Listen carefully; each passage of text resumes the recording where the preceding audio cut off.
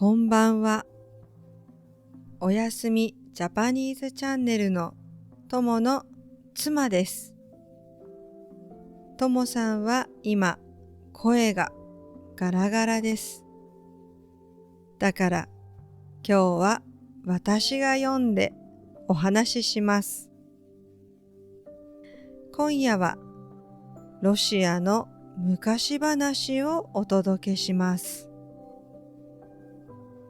それではゆっくりお聞きください。大きな株。昔々ある村におじいさんとおばあさんがいました。二人は毎日畑で仕事をしていました。ある年のことです。おじいさんは畑に株の種をまきました。太陽の光を浴びて、雨を受けて、株はどんどん大きくなりました。やがてとても大きな株になりました。おじいさんは言いました。よし、抜いてみよう。おじいさんは力いっぱい株を引っ張りました。うんとこしょ、どっこいしょ。でも株は抜けません。おじいさんはおばあさんを呼びました。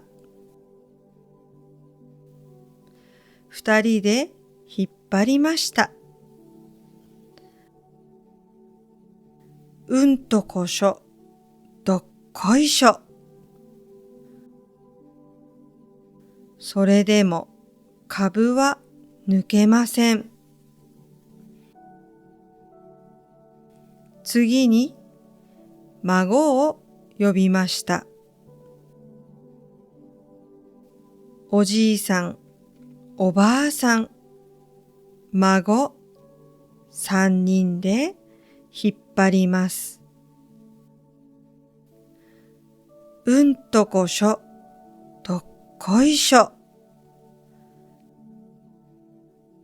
まだまだ株は抜けません。今度は犬と猫を呼びました。